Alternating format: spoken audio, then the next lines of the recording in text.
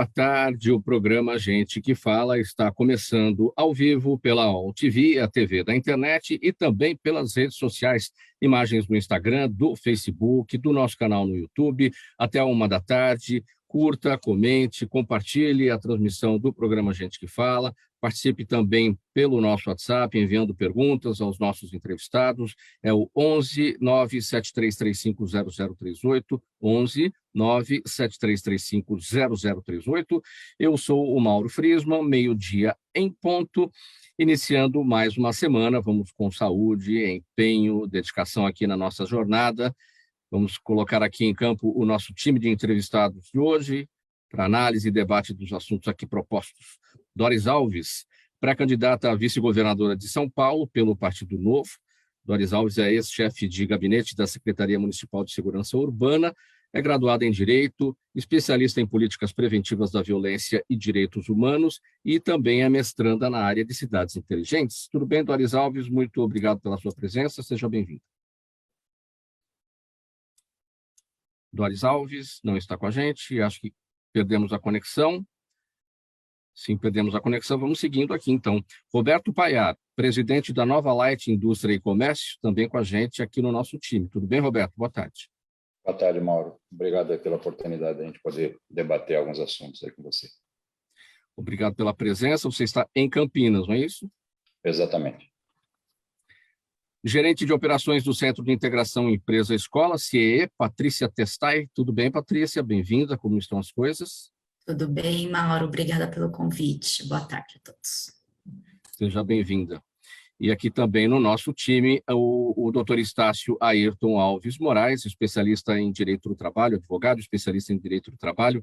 Tudo bem, doutor Estácio, mais uma vez conosco. Obrigado pela colaboração. Olá, Mauro. Sempre é um prazer participar do programa, agradecer a toda a sua produção, aos colegas de bancada e estar aqui pronto para, mais uma vez, ter o prazer de debater aí no necessário programa Gente que Fala. Obrigado pela presença, doutor Estácio. Acho que já temos aqui novamente a conexão da Doris Alves, vamos verificar. Doris Alves, que é ex-chefe de gabinete da Secretaria Municipal de Segurança Urbana e é a pré-candidata a vice-governadora de São Paulo pelo Partido Novo. Doris Alves, consegue nos ouvir, nos ver? Como é que está a sua conexão?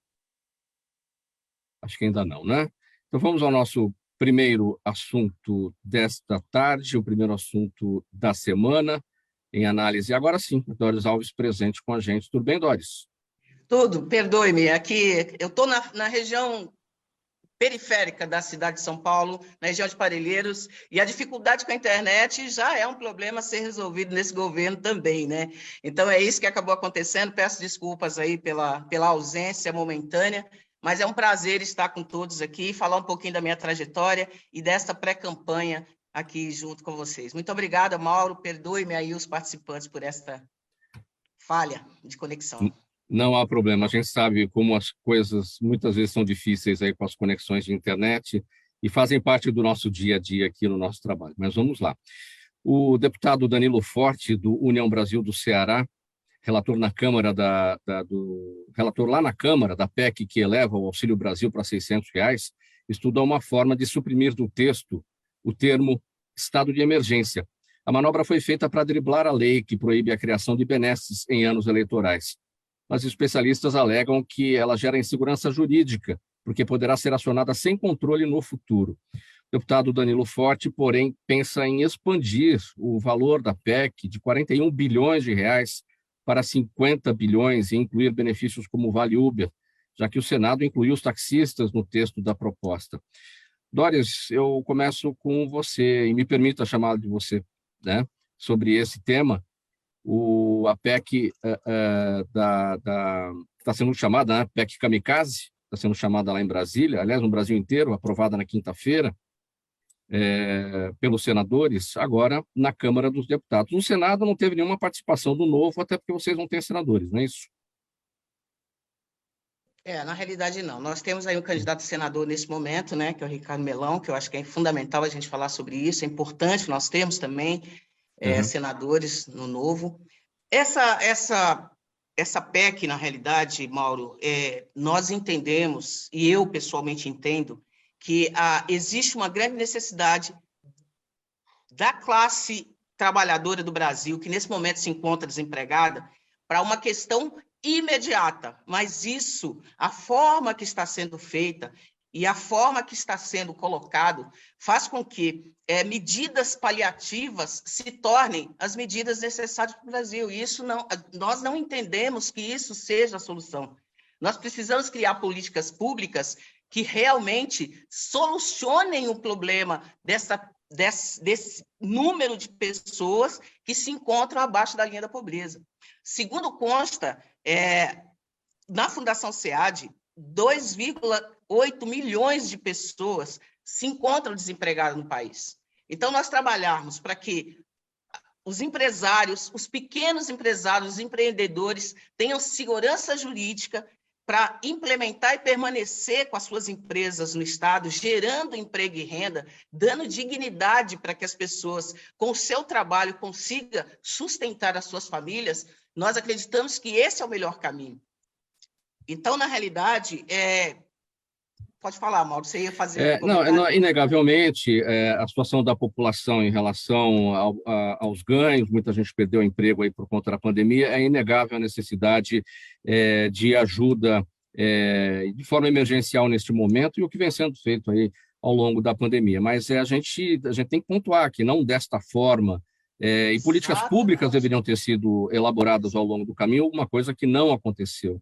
Então, é um beco sem saída neste momento, né? E este termo, estado de emergência, na PEC como está, e a gente correndo o risco, né, disso ser usado no futuro. Então, tá bom, estado de emergência, vamos criar ajudas ali, enfim. Isso tudo parece uma grande pedalada parlamentar, né? Porque isso tudo está acontecendo no Congresso Nacional.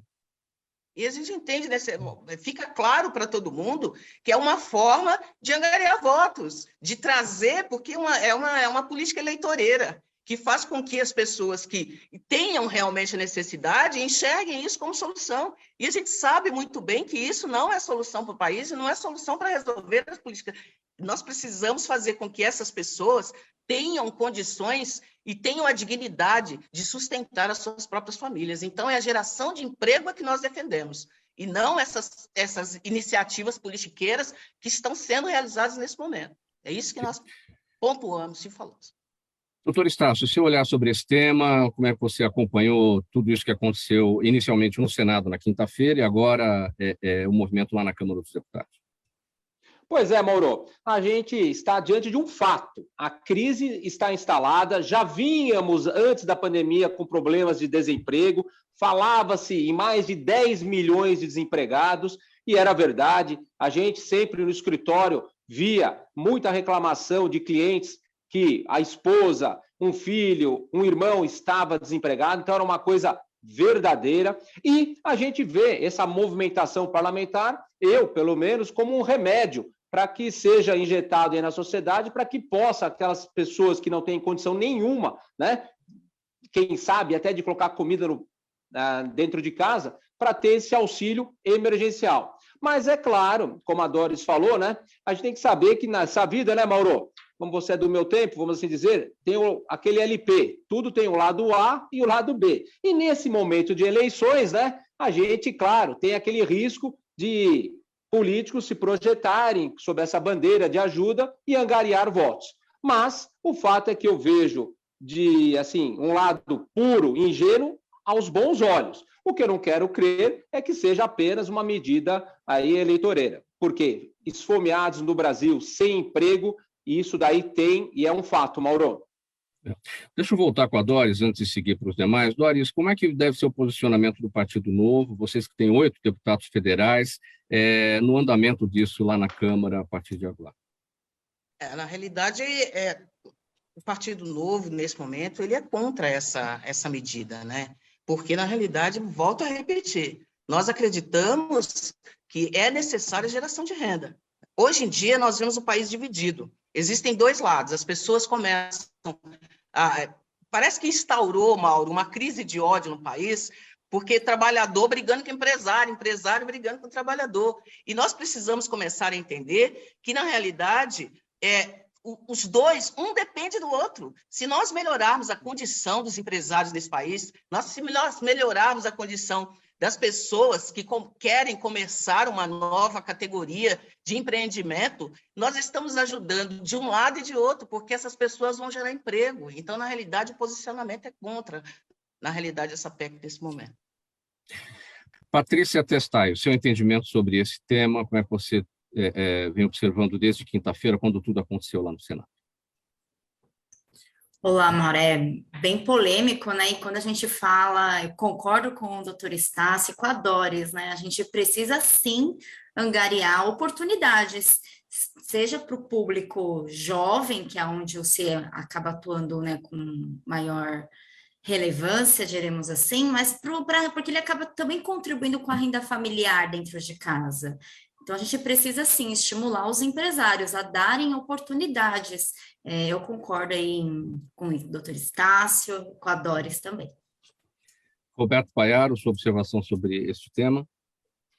Mauro, eu concordo, a Doris, acho que expôs bem isso, né? A gente cria soluções alternativas que na verdade, não fazem muito sentido a médio e longo prazo, né? Então, eu vejo que a fome não pode esperar, realmente não pode. Então, alguma ação imediata, como foi tomada na pandemia, tem que ser feita. O problema é isso se perpetuar, né? Porque o estado de emergência pode ser alegado nos próximos governos de uma forma muito mais abrangente do que está sendo alegada hoje. Então, esse acho que é um problema. E eu vejo um outro ponto, não sei, acho que o doutor Estácio pode comentar, a questão da judicialização até pelo próprio Supremo, porque como é uma PEC, isso pode influenciar, né, o julgamento pela Constituição. Se nós não vamos criar mais uma polêmica, né, esse governo criando mais uma polêmica em debate com o Supremo numa véspera de eleição, isso pode se complicar e aquela polarização aumentar ainda mais, né? Então, eu vejo também esse outro ponto que ainda não chegou ainda, porque está sendo votado, mas eu acho que pode ser um problema ainda a se enfrentar uma vez o Supremo entrando no julgamento de uma irregularidade, né, dessa PEC e criar mais polêmica ainda num momento sensível, né, para a população e para o país.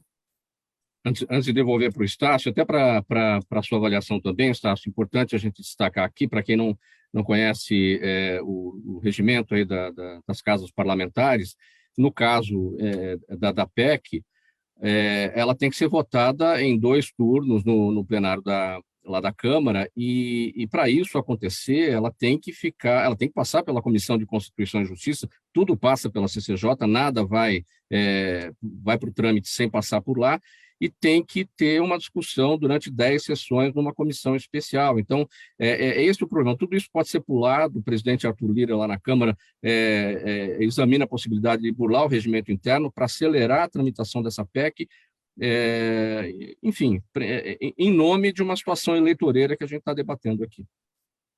É isso aí, Mauro. O que o Roberto levantou tem razão. Tem procedimentos e regras a serem seguidos nessa PEC, né? E se colocar o carro na frente dos bois, nesse clima, nessa disputa que temos entre os poderes, nesse momento instalada no país, vai gerar, sim, um prato cheio para a discussão da validade, da constitucionalidade. E aí vai, mais uma vez, desaguar no Supremo, vai virar mais uma decisão, mais polêmica, enfim. Não vai ter uma produtividade, uma efetividade que toda a sociedade espera e necessita. Muito bem, 12h14, você está no programa Gente que Fala, edição de segunda-feira, pela AllTV, a TV da internet e também pelas redes sociais, o nosso Instagram, o nosso Facebook, canal do YouTube também, tudo à disposição para você acompanhar essa nossa transmissão de hoje. E aproveite aí para curtir, comentar e compartilhar essa nossa jornada também. Doris Alves, pré-candidata a vice na chapa de Vinícius Poit, candidato do Partido Novo ao governo de São Paulo com a gente, né? Ela foi guarda municipal por 27 anos, chefe de gabinete da Secretaria Municipal de Segurança Urbana entre 2021 e maio deste ano, e seria candidata a deputada estadual pelo Novo. Fez todo o processo seletivo, como é costume lá na sigla, na legenda, e acabou escolhida pelo deputado Vinícius Poit para vice, principalmente por ter uma visão da segurança pública focada numa polícia de aproximação da população. Doris Alves, como é que surgiu esse convite a partir do deputado federal Vinícius Poit para compor chapa com ele, ainda não definitivo, oficializado, né, o seu nome como pré-candidata, mas ainda tem um trâmite aí dentro da sigla para oficialização como candidata, não é? Exatamente, Mauro. Nós estamos na pré-candidatura ainda, né? Então, eu sou pré-candidata a vice-governadora do estado junto com Vinícius Poit. Estava realmente no processo seletivo para deputado estadual e durante esse período de avaliação, acabei conhecendo o Vinícius, tivemos a possibilidade de conversar bastante sobre os meus pensamentos, sobre a minha experiência profissional e a minha experiência de vida, e fez com que o Vinícius acreditasse que exista a possibilidade de juntar essas duas experiências. Nós somos extremamente diferentes. Nós temos experiências de vida e experiências profissionais totalmente diferentes. Então, na realidade, se nós quisermos realmente implementar políticas públicas que atinjam a essa diversidade que existe no país, nós precisamos colocar pessoas que pensem diferente no mesmo espaço de discussão. Então, a ideia de juntar Vinícius Poit e Doris Alves é exatamente nesse contexto. É de colocar no mesmo espaço de discussão pessoas com experiências de vida e experiências profissionais diferentes e que conheçam, de fato, os dois lados da moeda, tanto eu quanto o Vinícius. Então, na realidade, quando nós falamos, por exemplo, no empresário, na criação de emprego, na geração de emprego, nós estamos pensando de uma forma global, de uma forma geral que nós estamos pensando. O jovem hoje, e eu fico feliz de ver a Patrícia aqui, o jovem hoje, ele não tem referência. A referência dele é aquela pessoa que está se dando bem no crime organizado. Então, nós precisamos levar, além de levar o policial para mais próximo da comunidade, para fazer um trabalho mais próximo, mais inteirado com a comunidade, nós precisamos fazer com que esse jovem saia da ociosidade. Nós precisamos levar cultura, nós precisamos levar educação, nós precisamos levar lazer.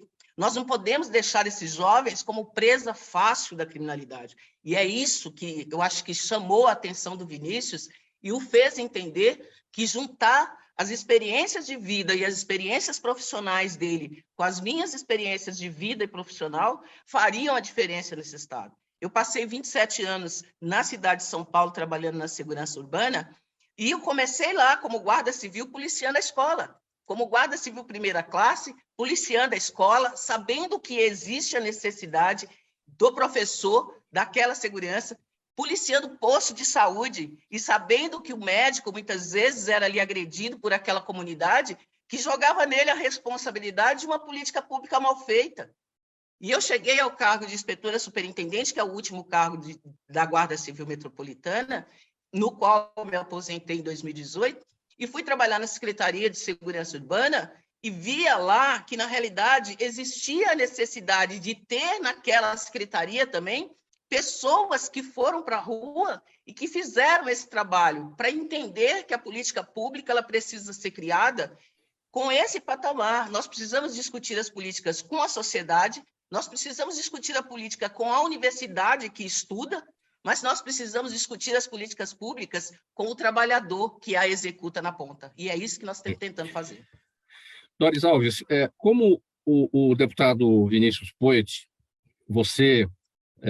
o Partido Novo, ou seja, a campanha, como é que a campanha pretende enfrentar a situação posta que a gente vê que não é só no cenário nacional, cenário federal, mas aqui também em São Paulo, dessa polarização? Como fazer a população enxergar que não existem apenas duas propostas em jogo, existem outras, né? E que vocês são mandatários de uma dessas propostas?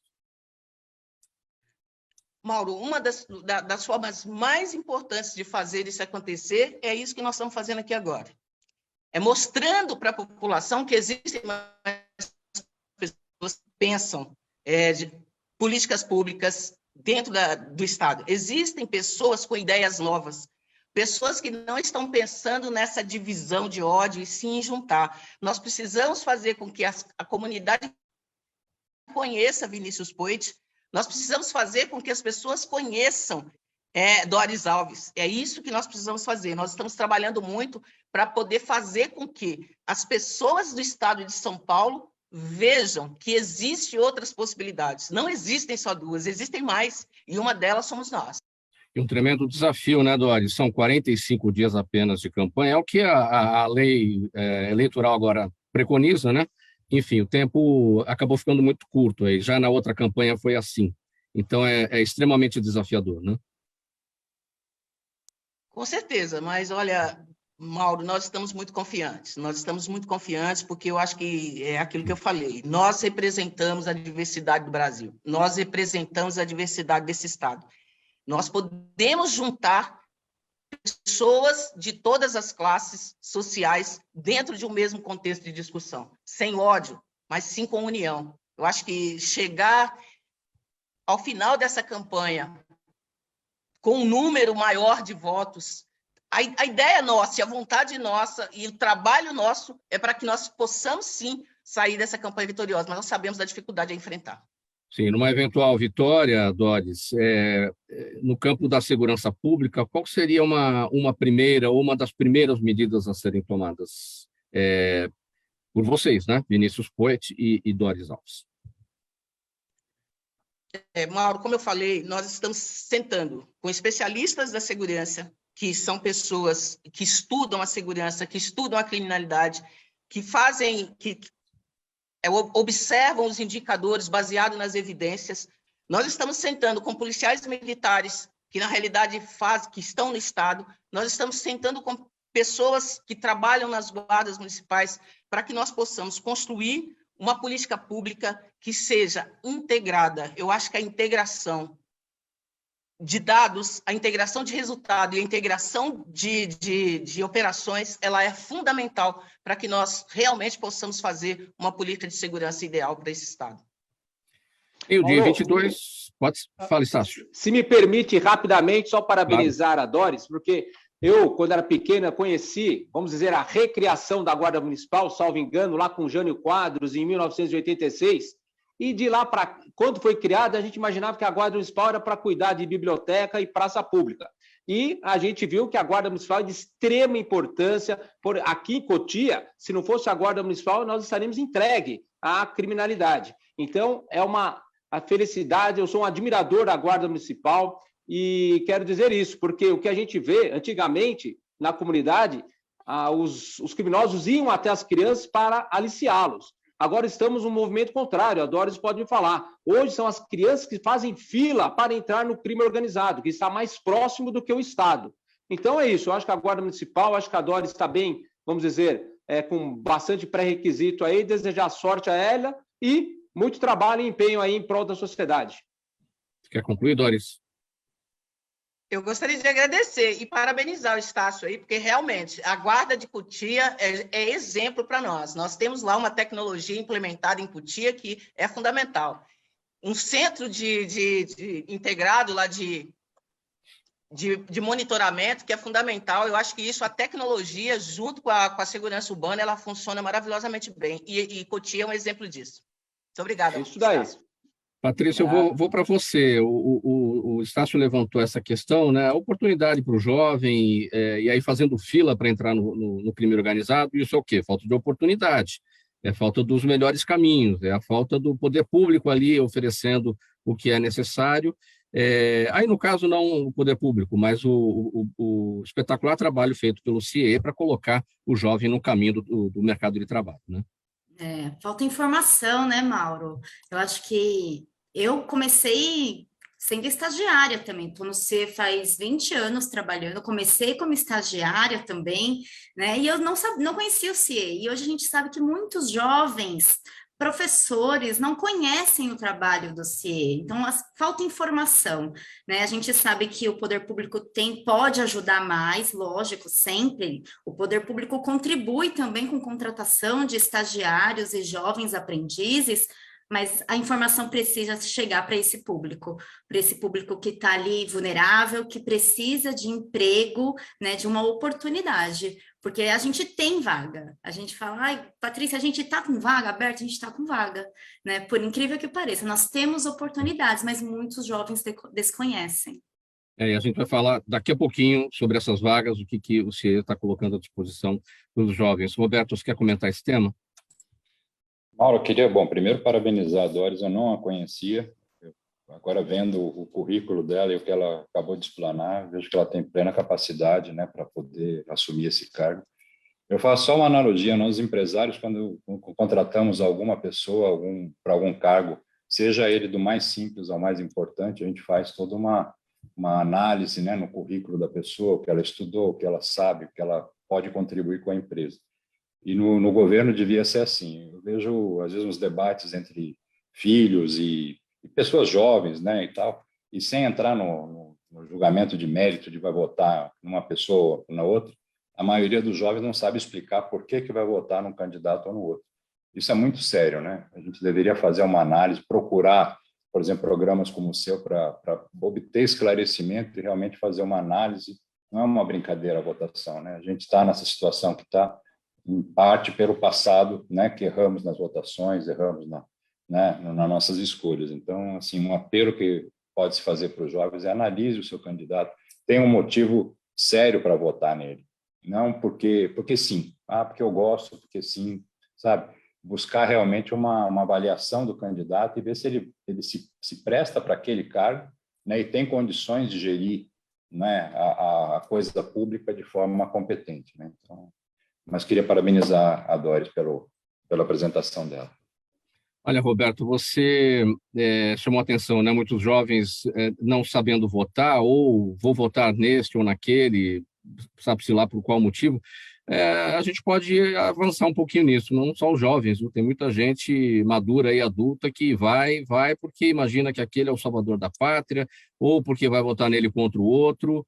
E não é isso que a gente deveria estar enfrentando agora. A gente deveria ter um amadurecimento, somos uma democracia e a gente tem que saber analisar o que é uma situação populista, aquele que oferece uma solução fácil para problema complexo e poder superar esse estado de coisas que a gente está enfrentando agora.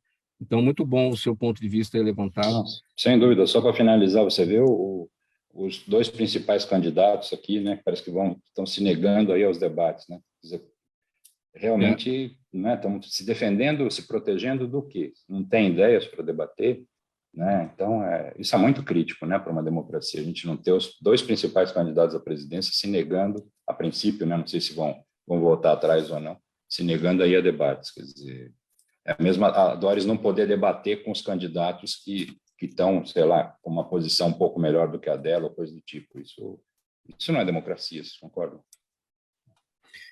Exatamente. Vamos lá, 12h28, programa Gente que Fala, aqui pela AllTV ao vivo, é a TV da internet, também pelas nossas redes sociais, Instagram, Facebook, canal do YouTube, tudo disponível para você acompanhar essa nossa jornada de hoje. Gente, uma parada rapidinha, uma mensagem aqui do nosso apoiador, a gente volta em seguida com a sequência dos nossos temas. Até já. Toda ação estratégica de sucesso tem um componente fundamental: um instituto de pesquisas ético, rápido e preciso. Afinal, é ele que vai fornecer informação confiável, sem achismos ou palpites. E isso, numa época de mudanças rápidas e repentinas, é fator crítico de sucesso. A Orbis é um instituto de pesquisas que une precisão e confiabilidade estatística com a mais alta tecnologia em pesquisas do mercado. Tem inteligência artificial, robótica e Big Data, entre outros recursos, para que você tenha uma informação correta, confiável, com o menor custo e no menor tempo possível. Na sua próxima ação, seja ela corporativa ou política, comece pela Orbis, porque com a informação correta, você vai mais longe, mais rápido e com mais segurança. Estamos de volta, 12h29, este é o programa Gente que Fala, edição de segunda-feira, ao vivo pela AllTV, a TV da internet, também pelas redes sociais, Instagram, Facebook e o nosso canal no YouTube. Vamos seguir aqui para o nosso próximo assunto. A juíza Roberta de Mello Carvalho, ela atua na 5ª Vara do Trabalho em Taguatinga, adotou o protocolo para julgamento com perspectiva de gênero para reconhecer o direito à rescisão indireta do contrato de trabalho para uma costureira que era chamada de capivara e vaca pelo empregador. Na sentença, a magistrada ressaltou que a violência contra a mulher no ambiente de trabalho ainda é uma realidade no Brasil e que precisa ser combatida. Que caso é esse, doutor Estácio? E vamos esclarecer o que é a rescisão indireta do contrato de trabalho. É isso aí, Mauro. Olha, como eu aprendi com a minha avó, tem aquele ditado: pau que bate em Chico, bate em Francisco, não é isso? Então, na CLT tem a justa causa do empregado, quando ele comete algumas infrações gravíssimas, por exemplo, xingar o patrão, brigar com o colega de trabalho, furtar, roubar, né? Não ir trabalhar, faltar constantemente. São faltas gravíssimas que o patrão, por lei, pela CLT, pode demitir o funcionário e ele recebe pouquíssimos direitos. Basicamente, o saldo de salário, né? E férias vencidas, se tiver. Muito bem. Do outro lado, o empregado, por lei, também pode. Importante o ouvinte do Gente que Fala saber, ou se já ouviu falar, vai estar esclarecido agora. Que é o quê, Mauro? É uma infração do patrão à lei ou ao contrato de trabalho que dá o direito do empregado rescindir o contrato e pedir todos os seus direitos. Exemplos práticos de faltas gravíssimas do patrão: não depositar o fundo de garantia mensalmente, conforme a lei, atrasar o pagamento de salário, que é a sua principal obrigação, é pagar o salário pontualmente, deixar de pagar o salário, que é gravíssimo, não, vamos dizer assim, não assegurar ao empregado a segurança no trabalho, evitando acidente de trabalho, garantindo a saúde no local de trabalho. São todas obrigações principais e fundamentais para o patrão. Então, nesses casos, o empregado pode, sim, ir à justiça, pedir ao juiz do trabalho, fazer a prova de que houve infração ao contrato de trabalho ou à lei e pedir todos os seus direitos. No caso aqui dessa juíza, né, pelo jeito, fez muito bem. Por quê? Xingamentos ao empregado no local de trabalho, seja pelo patrão, seja por chefe, é motivo gravíssimo. Não pode xingar o seu colega de trabalho. Imagine você, vaca. Isso daí, nem num boteco, nem no clube, isso é admitido. Ainda mais para uma mulher, né? Então, quer dizer, Mauro, uma infração gravíssima. Não pode ter esse tipo de tratamento no ambiente de trabalho. Logo, a trabalhadora aí foi à justiça, com certeza fez a prova, convenceu a juíza e a juíza houve por bem aplicar a lei. Ou seja, rescindir o contrato de trabalho por culpa do patrão. Rescisão indireta. A direta é quando o patrão manda o funcionário embora sem motivo. A indireta é do lado do empregado, que rescinde o contrato por uma falta, uma infração gravíssima do patrão. Certo, Mauro? Sim, agora, tudo isso, para gerar ação, para gerar o processo, precisa estar muito bem fundamentado, o funcionário tem que ter muitas provas, gravações, fotos, enfim, tudo muito bem esclarecido, né? Com certeza, Mauro. É importante que a quem alega tem o dever de provar em juízo, é uma regrinha processual. E Porque cabe se perder, ao empregado aí... Oi? Porque se perder a ação, vai indenizar o patrão. Exato. Pela nova e pela chamada reforma trabalhista, tem que pagar a sucumbência. Lembrando que, Mauro, quem goza de justiça gratuita não paga mais, uma decisão do Supremo Tribunal Federal. Quem ganha hoje em dia até R$ 2.500 ou não trabalha, tem justiça gratuita. Se perde, não paga perito, não paga sucumbência. Mas muito bem, voltando lá, quando se tem um fato grave, o empregado pede a rescisão indireta, tem que provar. No caso aí, a trabalhadora certamente gravou pelo celular, certamente levou uma testemunha que presenciou esses xingamentos, né? A testemunha na Justiça do Trabalho é a rainha das provas. Então, a testemunha vai levar a realidade para o juiz. Se a testemunha foi ouvida lá e o juiz perguntou qual era o tratamento do patrão com a trabalhadora, tinha xingamentos? Ah, se a testemunha falou, sim, eu via, ouvia, era vaca, era... Aí foi provado uma infração gravíssima do patrão. E mais, além dos direitos trabalhistas, né, Mauro? Tem também a indenização por dano moral, porque isso ofende a honra, o nome e a dignidade do trabalhador. Que é o que ocorreu nesse caso aqui, né, da juíza, ela, né, determinou uma indenização, certamente, né, a juíza Roberta de Melo Carvalho, lá de Taguatinga, porque ali tinha uma ofensa, tinha alguma... Como é que a gente classifica aqui, no caso da empregada? O xingamento... Xingamento. Isso, e o xingamento, né, que é... não só... E olha só, Mauro, importante também o ouvinte... do Gente que Fala, saber que não só o xingamento, até apelido que não é consentido pelo trabalhador, gera rescisão indireta. Se é um apelido que ofende, que humilha o trabalhador, também não é aceito no ambiente de trabalho. Então, o patrão tem que ter esse cuidado. E a recíproca é verdadeira também, obviamente. Um apelido de um chefe, do patrão, isso não existe. Local de trabalho, ambiente de trabalho, não é boteco, não é aquela conversa de clube, né? Não é conversa lá no estádio. Tem que ter respeito, Mauro. Agora, doutor Estácio, é impressão ou esses casos de xingamentos, de ataques à moral da pessoa dentro do ambiente de trabalho está cada vez mais comum? Ou eram casos que já aconteciam, mas as pessoas não tinham a coragem de denunciar, não iam atrás de indenização por causa disso? O que está acontecendo? Você que está nesse trabalho aí da Justiça do Trabalho, né? Exatamente, Mauro. De atender esses casos. Você tem razão. Por falta de informação, por falta de desconhecimento da lei, por falta de desconhecimento da Justiça do Trabalho, nesses últimos 10 anos, tudo isso deu uma revertida. Então, o funcionário hoje tem acesso à internet, pesquisa no Google, pesquisa outras decisões, conversa com o colega, vem conhecendo a lei, vem conhecendo os seus direitos, vem conhecendo a Justiça do Trabalho. Evidentemente que tem abusos, né? Mas isso a Justiça do Trabalho coíbe também os abusos. Quando o juiz do trabalho percebe que há um excesso do trabalhador, ele tem agora, como a gente conversou, tem a punição também, quando faz um pedido que é infundado, né?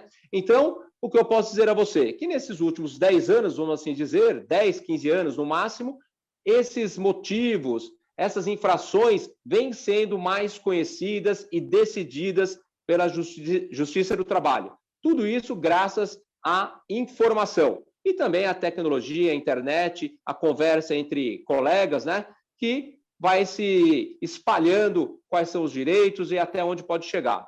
A informação é a alma de tudo, né, Mauro?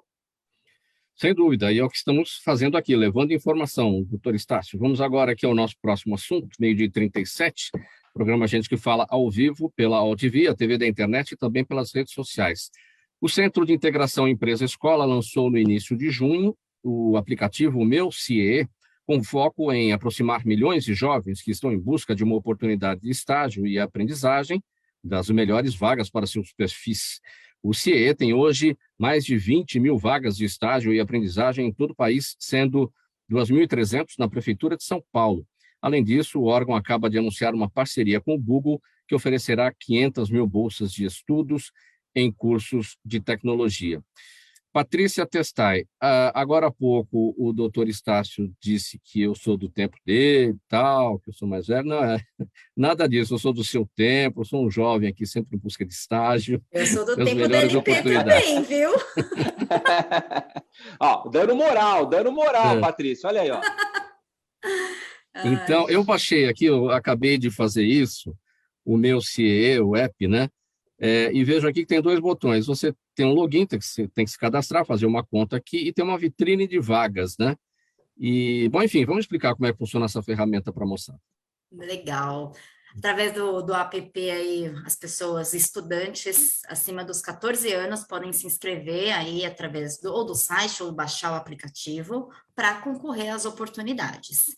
A vitrine de vagas, Mauro, que você está visualizando aí em mãos, é um painel que a gente chama de vitrine para que o candidato veja que tem vagas disponíveis. Não necessariamente as vagas dentro do seu perfil, porque aí aparece vagas, né, de todas as regiões. Ao ele fazer o seu login, se cadastrar, aí sim vai aparecer as vagas dentro do perfil dele. O que é mais comum aqui? O que o mercado de trabalho... qual é a área do mercado de trabalho que mais oferece hoje estágio? Hoje a gente está com oportunidades bastantes para os estudantes do ensino médio, né? Então, o antigo colegial, na minha época era colegial, viu, doutor Estácio, também, tá vendo? Área administrativa, área de TI e área jurídica. Né, a gente está tendo muitas demandas também para os cursos de licenciaturas, né, por conta né, por exemplo, aí até que você mencionou, Mauro, as vagas da Secretaria de Educação da Prefeitura de São Paulo. Então, estão contratando bastante estagiários aí para essas áreas. Agora, falando a linguagem do jovem, né, Patrícia, a galera não conhece isso, né? A gente está aqui fazendo a nossa função de divulgar essa ferramenta e apontar o caminho das pedras no mercado de trabalho para todos eles, né? É isso mesmo, a gente tem que fazer isso, né, Mauro? Então, se a gente tem que, né, os jovens é o nosso futuro. Então, se ele quer ter né, ingressar no mercado de trabalho, enfim, ele tem que começar por um estágio ou por um aprendiz, né, como aprendiz. Não precisa ter experiência, e a gente fala isso para os empresários. Então, todas essas oportunidades hoje que estão abertas não precisam de experiência. Então, é aquele empresário que está a fim de lapidar aí esse jovem, ensinar mesmo o que esse empresário geralmente quer, criatividade, né, um compromisso, que isso varia de pessoa para pessoa, né, não é nenhuma experiência. E o jovem, ele escolhe para onde ele vai, mesmo sem ter certeza exatamente da sua vocação, ele tem essa chance de errar, de ir para um estágio que, de repente, lá ele vai descobrir que não é nada daquilo, ou até descobrir que é, de fato, né? A vantagem do estágio é essa, né? É o primeiro emprego dele. Então, ele vai lá e ele tá fazendo um curso de administração, ele ingressa atuando nesse estágio na área de logística e ele vê que não é isso que ele quer. Então, daí, dentro da área administrativa, ele pode ir para uma outra área, né? E aí ele vai conhecendo e se identificando. Porque a prática do dia a dia é diferente, né? Do que a gente aprende ali na teoria. Então, o estágio proporciona isso. Essas 2.000, eu chamei a atenção aqui, são 2.300 vagas na Prefeitura de São Paulo. Do que se trata, Patrícia? São cursos para todas as licenciaturas, estudantes acima, a partir do segundo semestre, com uma carga horária aí de 4 horas por dia e uma remuneração aí de R$ 897, mais R$ 190 de auxílio transporte, para atuar em toda a capital como um auxiliar de classe. Então, por isso que cabe qualquer licenciatura. Sim, a gente está falando aí de ensino superior. Isso, todas essas vagas são para ensino superior, Mauro. Então, cursos de história, geografia, matemática, educação física, pedagogia, letras, enfim. Que é um foco também do CIE, mas em grande parte o foco do CIE é para o jovem ali do ensino médio. A partir dos 14 anos, ele já pode fazer o cadastro e concorrer às vagas. A gente tem vagas para todos os níveis escolares, ensino médio, técnico e superior. Então, tem para todas as áreas. Como é que o CIE ajuda nessa questão da escolha da área, o teste vocacional, ver o que o jovem tem, não só de vontade, mas que ele tem, de fato, de habilidade, né, para seguir naquilo que ele quer ou acha que ele quer, né?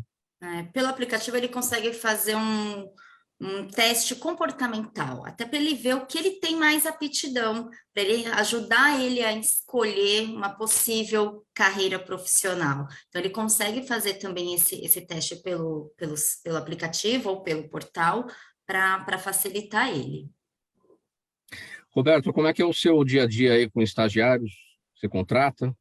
É isso que eu ia dizer, tive várias experiências com CIE e a gente conseguiu, no passado, tinha uma empresa com muito mais empregabilidade, trabalhava com logística, então a gente tinha mais de 1.200 funcionários e a gente usou muito o CIE e tivemos gratas surpresas, sabe, com o recrutamento de gente muito talentosa, como a Patrícia falou, às vezes é o primeiro emprego, tudo, mas vem gente muito criativa, jovens criativos e tal, e eles têm ainda um tempo, vamos dizer, dentro do estágio de se decidir, né? E às vezes não é exatamente para o que foi contratado ou naquele departamento, mas você faz uma movimentação interna e consegue aproveitar o jovem de forma mais, vamos dizer, dentro das aptidões que ele começa a revelar, né, nessa idade. Então, eu acho que é um trabalho muito bonito deles e fico contente que tem aí uma forma automática, né, Patrícia, pelo que eu entendi nesse app, para você poder dinamizar as contratações. Nós usamos muito, já é um parceiro de muito tempo já nosso.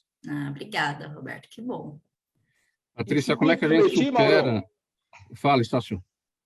quero fazer um paradoxo aqui com a Patrícia, né? Que, voltando a falar do meu tempo, eu era estagiário, viu, Patrícia?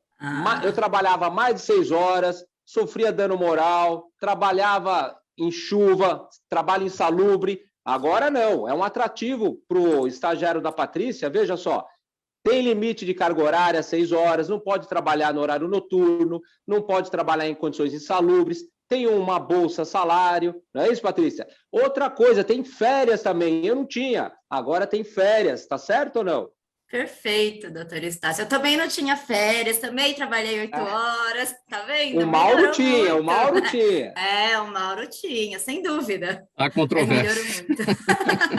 Melhorou muito, né? Porque aí tem um limite, né? O estagiário ele pode ficar até 2 anos na mesma empresa, para que ele também não fique muito tempo fazendo só aquela atividade, né? Não sendo uma mão de obra barata, diremos assim. E a bolsa... Só para a bolsa estudo não tem um valor mínimo, né? Não tem um valor mínimo. Isso mesmo. Ao contrário do aprendiz que segue as normas do salário mínimo. Perfeito, né? Isso mesmo. Perfeito. Maravilha. Doris, mas então, acho que é importante aí, o Roberto aí pode falar, né, Roberto? Interessante, no seu quadro de funcionários aí, para auxiliar o estagiário é uma mão de obra, assim, afora estudar, é muito interessante, porque eles querem ter, vamos dizer assim, o sonho de serem efetivados, né? Sem dúvida, sem dúvida. Eles vêm muito motivados, sabe? E quando ele se identifica com o tipo de trabalho, ainda mais, né? E lógico que você precisa ter um auxílio, a empresa tem que prover algum tipo de treinamento complementar e tudo, que é um momento, eles estão querendo aprender. Então, se você consegue juntar também o treinamento, a efetivação é muito mais alta, né? Se você consegue prover esse treinamento durante esse período de estágio, sem dúvida.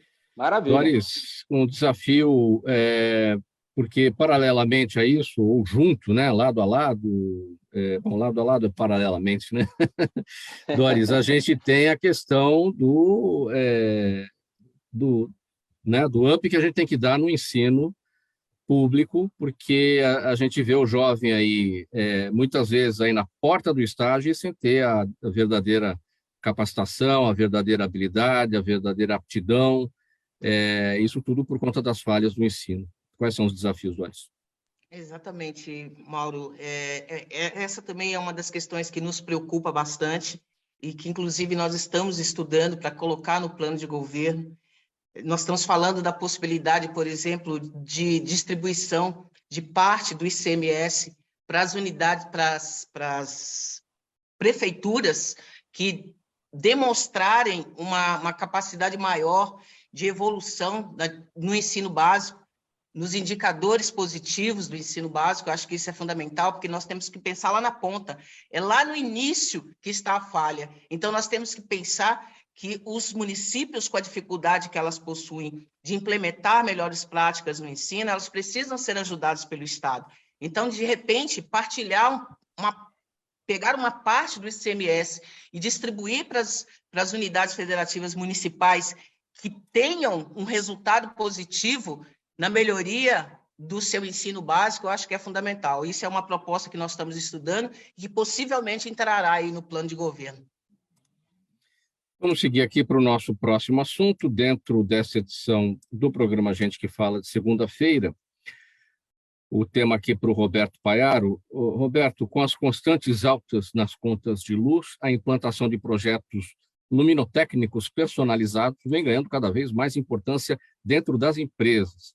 Especialistas alertam que, para isso, é fundamental uma consultoria que vise tanto a eficiência energética quanto a qualidade dos equipamentos, garantindo a essas empresas, claro, o desenvolvimento de suas atividades de forma segura, prática, econômica e ambientalmente responsável. As empresas estão mesmo, de fato, de olho nisso, preocupadas aí com o custo da conta de luz em projetos mais econômicos de iluminação? Mauro, assim, eu tenho que fazer um rápido preâmbulo para vocês entenderem um pouco como mudou a tecnologia, para a gente entrar rapidamente no assunto. É um assunto bastante extenso, eu vou tentar resumir ao máximo. Mas a lâmpada incandescente, ela foi descoberta por Thomas Edison, acho que todos sabem, né? Em 1879. Basicamente, até a invenção do LED, das lâmpadas LED, a tecnologia ficou parada, com algumas melhorias, mas muito tempo inerte, sem um grande avanço. O que acontece hoje, né? A gente tem que imaginar que você está comprando quantidade de luz. Quando você compra uma lâmpada, uma luminária, você compra a quantidade de luz. E essa quantidade de luz, hoje, ela não está mais diretamente atrelada ao consumo de energia elétrica, o que foi um grande avanço da tecnologia. Então, acho que todos aqui se lembram, eu quero uma lâmpada de 100 watts, eu quero uma lâmpada de 60 watts. Então, você já tinha na cabeça o que você precisava para aquele escritório, para aquela sala. Eu preciso de 100 watts aqui, porque era a quantidade de luz que estava relacionada ao consumo, né? com aquela tecnologia antiga. Hoje, na verdade, isso mudou muito. E quanto mais qualidade os produtos em LED têm, isso tem uma variação bastante grande, menos consumo você tem e mais luz ele te entrega. Então, é difícil o leigo fazer um cálculo sozinho. Sabe, eu preciso de 200 watts num galpão, por exemplo. Não, de repente você precisa de 100 com o produto adequado, porque a quantidade de luz que ele vai te entregar, dependendo da qualidade, é muito maior do que um de 200 watts com menor qualidade. Então, o primeiro ponto é esse, né? A gente não tem mais que ligar, o usuário não tem que ligar a quantidade de watts pela quantidade de luz que se entrega. E você faz uma experiência rápida, quando você vai num home center e você consegue testar as lâmpadas, você tem uma lâmpada de 9 watts e uma de 6 watts, se você testar, mesmo sem um aparelho para medir, você consegue detectar que a de 6 watts, às vezes, te entrega mais luz ou a mesma quantidade de luz que uma de 9. A quantidade de watts está diretamente associado ao consumo. Então, quanto mais watts, mais você vai gastar. Mas não necessariamente aquilo vai te entregar a quantidade de luz que você precisa comprar.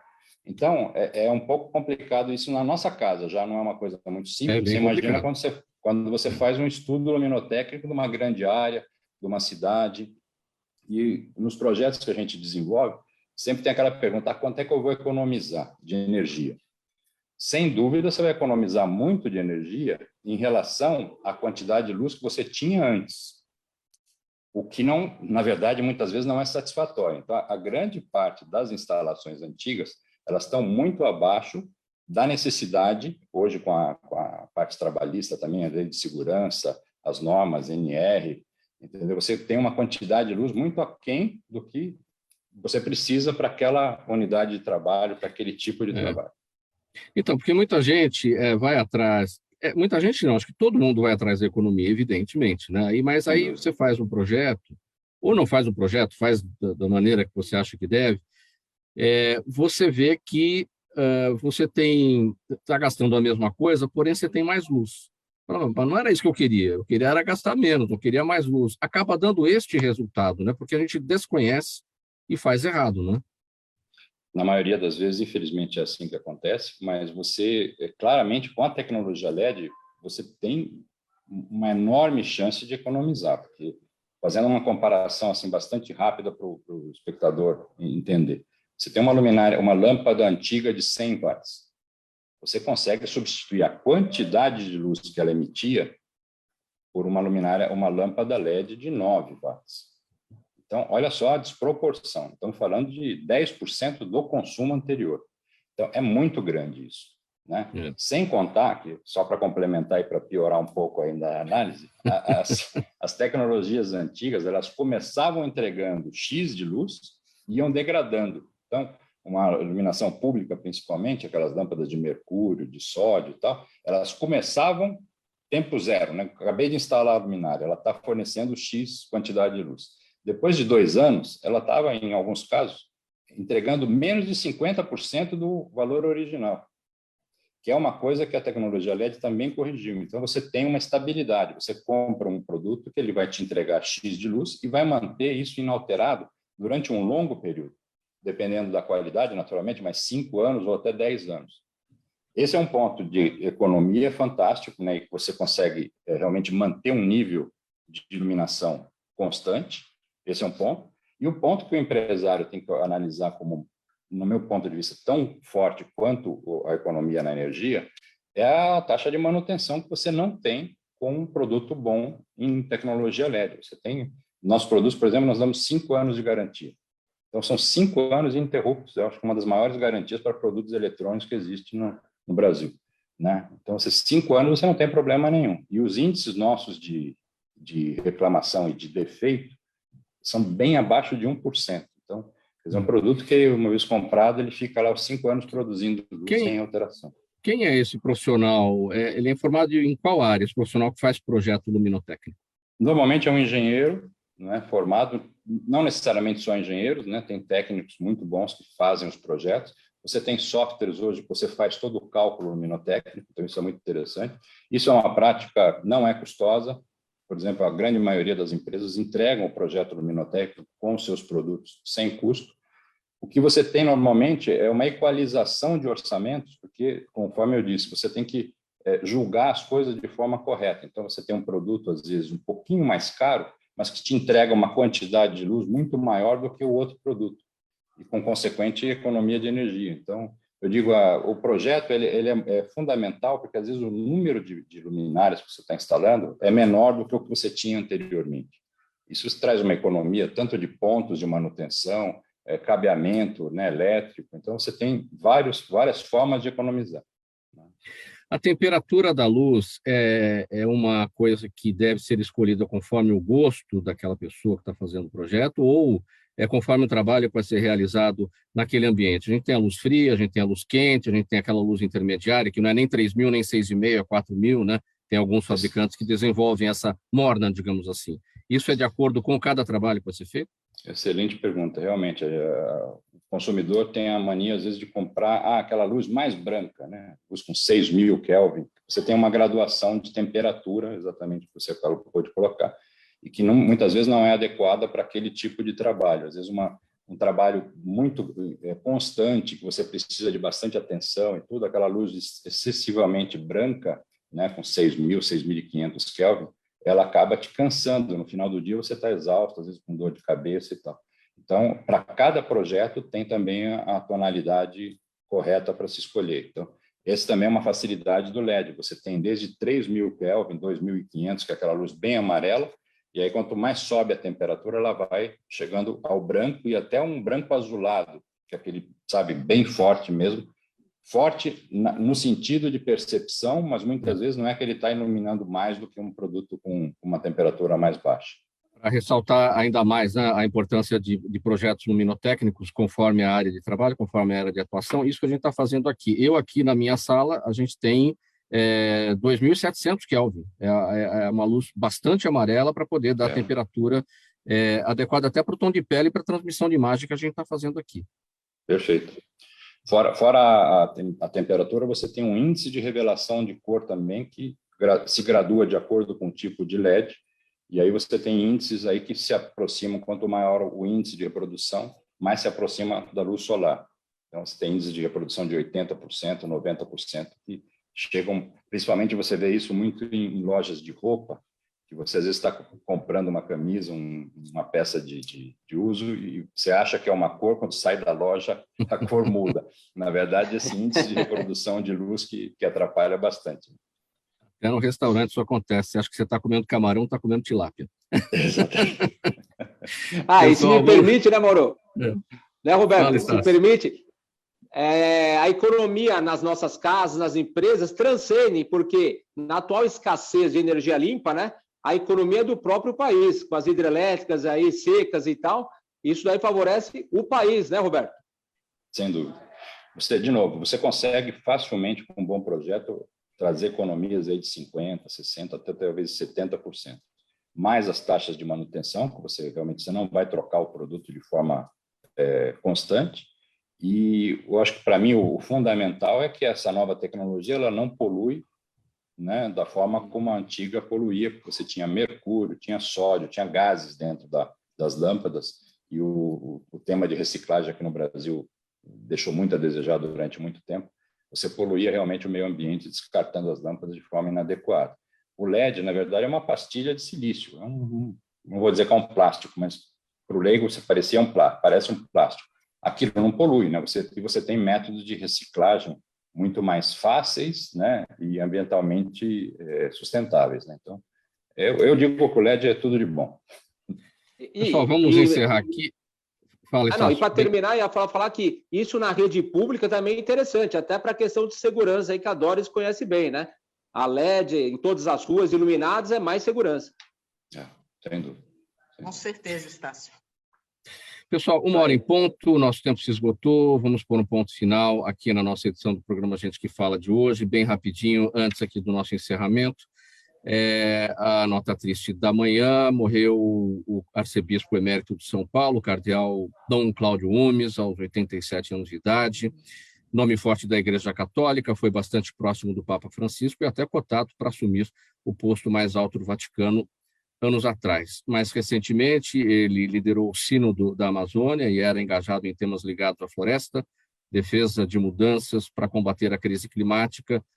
Enfim, a nota triste da manhã de hoje, segunda-feira, dia 4 de julho de 2022, a morte do arcebispo emérito de São Paulo, Dom Cláudio Umes. Gente, eu não tenho tempo aqui para as despedidas de vocês, mas vamos anunciar aqui, estiveram com a gente hoje, aqui na nossa conversa, a Doris Alves é pré-candidata a vice-governadora de São Paulo pelo Partido Novo, foi chefe de gabinete da Secretaria Municipal de Segurança Urbana, aqui na capital paulista.